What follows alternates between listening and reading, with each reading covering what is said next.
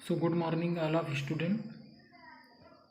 आज हम लोग का अगला टॉपिक है वैद्युत द्विध्रुव के कारण उत्पन्न वैद्युत क्षेत्र की तीव्रता।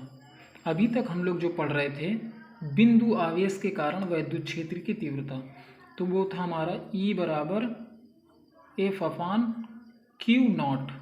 अब हम लोग पढ़ेंगे वैद्युत द्विध्रुव के कारण वैद्युत क्षेत्र की तीव्रता। तो इस संबंध में दो स्थितियां उल्लेखनीय हैं, वैद्युत द्विध्रुव की अच्छी स्थिति पर और निरक्षी स्थिति पर। तो आज हम लोग एक देखेंगे वैद्युत द्विध्रुव की अच्छी स्थिति में किसी बिंदु पर वैद्युत क्षेत्र की तीव्रता।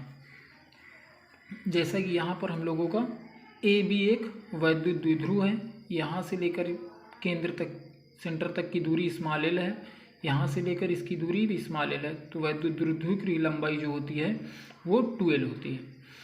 कह रहा है इस द्विध्रुव की अच्छी स्थिति, ये अक्ष हो गया हमारा, अच्छी स्थिति पर बिंदु P पर वैद्युत क्षेत्र की तीव्रता ज्ञात करनी है। और बिंदु P जो है द्विध्रुव के केंद्र से स्मॉल r दूरी पर स्थित है। एक बार पुनः देख लेते हैं। AB एक वैद्युत द्विध्रुव है जिसके अक्ष पर इसकी अच्छी स्थिति पर है, एक्सिस पर इसके अच्छी, इधर भी हो सकता है, इधर ये भी अच्छा हो सकता है, इस साइड भी, तो जैसा हो, बहुत सारी बुकों में ऐसा दिया गया। तो अच्छी स्थिति बिंदु P पर वैद्युत क्षेत्र की तीव्रता ज्ञात करनी है और केंद्र O से वैद्युत द्विध्रुव के केंद्र से बिंदु P तक की दूरी स्मॉल r है। ऐसा ही ऊपर लिखा गया है। माना कि एक वैद्युत द्विध्रुव AB, ये AB एक वैद्युत द्विध्रुव है, ऐसे माध्यम में रखा है, जो ये द्विध्रुव है ऐसे माध्यम में रखा है जिसका परावैद्युतांक कैपिटल K है। वैद्युत द्विध्रुव -Q तथा +Q कूलाम आवेश से बना है। वैद्युत द्विध्रुव में क्या होगा, एक पॉजिटिव होगा तो एक नेगेटिव होगा, बना है, जिसकी बीच की अल्प दूरी 2l मीटर है। इन दोनों के बीच की दूरी जो है वो कितनी है, अल्प दूरी है, बहुत ही कम दूरी होती है, 2l मीटर है। वैद्युत द्विध्रुव के मध्य बिंदु O से स्मॉल r मीटर की दूरी पर, तो कहा जा रहा है कि वैद्युत द्विध्रुव के मध्य बिंदु O से, ये O है, से स्मॉल r मीटर की दूरी पर इसकी अच्छी स्थिति में एक बिंदु P स्थित है, एक बिंदु P स्थित है जिस पर वैद्युत क्षेत्र की तीव्रता ज्ञात करनी है। इसकी अच्छी स्थिति पर एक बिंदु P स्थित है जिस पर वैद्युत क्षेत्र की तीव्रता ज्ञात करनी है। अब आगे बढ़ते हुए देखते हैं हम लोग। माना कि वैद्युत द्विध्रुव के आवेशों +Q तथा -Q के कारण बिंदु P पर वैद्युत क्षेत्र की तीव्रताएं क्रमशः E1 व E2 हैं। बिंदु P की आवेश +Q से r-l है तथा -Q से दूरी r+l है। यहाँ पर देखते हैं +Q से कितनी हो गई जाएगी हमारी r, और ये वाला l घटा देंगे तो हो जाएगी हमारी r-l, और -Q से हो जाएगी r+l।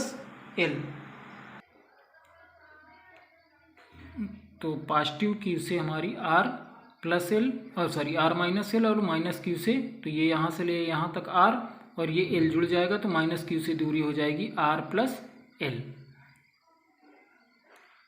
अतः अब देखते हैं हम लोग +Q के कारण बिंदु P पर वैद्युत क्षेत्र की तीव्रता कितनी बनेगी, तो इसको E1 मान लिया गया और उसकी दिशा क्या होगी, ये भी पॉजिटिव है और ये बिंदु आवेश है, तो पॉजिटिव पॉजिटिव क्या करेंगे, रिपल्सन करेंगे, रिपल्सन करेंगे तो इसकी दिशा इधर हो जाएगी। ये माइनस है और बिंदु P ये बिंदु आवेश है, तो क्या करेंगे, आकर्षण करेंगे तो इसकी दिशा इस दिशा में हो गई। अतः E1 क्या है, +Q के कारण, तो 1/4 πε0 के Q/r² हम लोगों ने पढ़ा, तो r की जगह अब दूरी कितनी हो गई, r-l, तो इसका r-l का होल स्क्वायर। इसी प्रकार E2 से, E2 क्या हो गया हमारा, -Q से, तो -Q से अब दूरी कितनी है, यहाँ से लेकर यहाँ तक r और यहाँ से लेकर यहाँ तक ये l, तो l+r, कुल दूरी कितनी हो जाएगी, l+r। तो यहाँ पर रख देंगे तो E2 = 1/4 πε0 Q/r+l का होल स्क्वायर। हम लोगों ने फार्मूला पढ़ा है ना, E बराबर 1/4 πε0 Q/r²।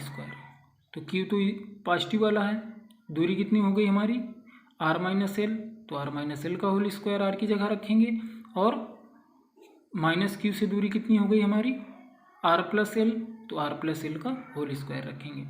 अब आगे बढ़ते हैं, दोनों की दिशाएं विपरीत है अतः परिणामी वैद्युत क्षेत्र, अतः बिंदु P पर जो है, जो ये हमारा है बिंदु P पर परिणामी मतलब इन दोनों का जोड़ परिणामी क्या होगा, तो E1 E2 विपरीत दिशाएं में है, तो विपरीत दिशा में तो दोनों क्या हो जाएंगे, घट जाएंगे, ये याद रखना है, दोनों घट जाएंगे, तो हमारा परिणामी जो हो जाएगा वैद्युत क्षेत्र की तीव्रता E1 माइनस E2 हो जाएगी।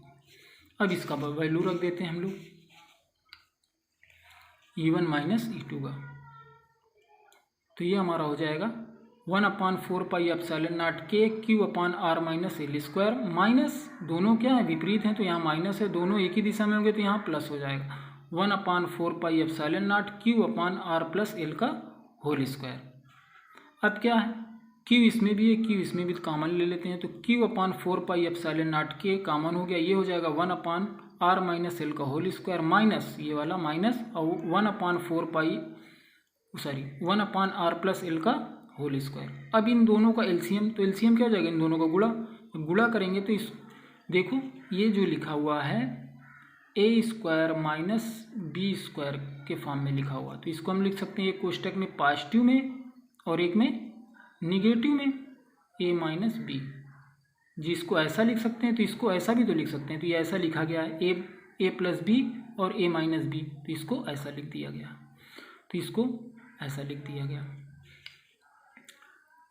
अब एलसीएम लेके इसको हल करेंगे तो यहाँ से माइनस वाला कट जाएगा, प्लस वाला बचेगा, ये भाई माइनस है, माइनस से भाग देंगे तो प्लस वाला बचेगा, तो आर प्लस एल का होल स्क्वायर बचेगा, ऊपर इधर माइनस वाला बचेगा आर माइनस एल का होल स्क्वायर।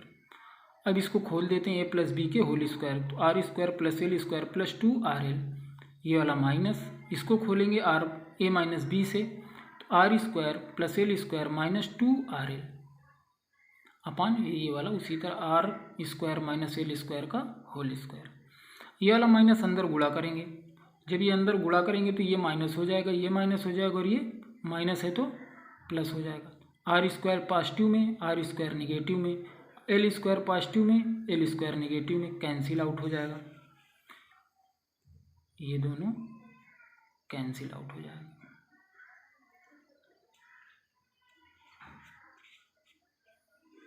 कैंसिल आउट हो जाएंगे और 2RL और 2RL जुड़ जाएगा तो 4RL हो जाएगा, तो ये हो जाएगा Q/4 पाई एप्सिलॉन नॉट के 4RL r square minus l square का होल स्क्वायर।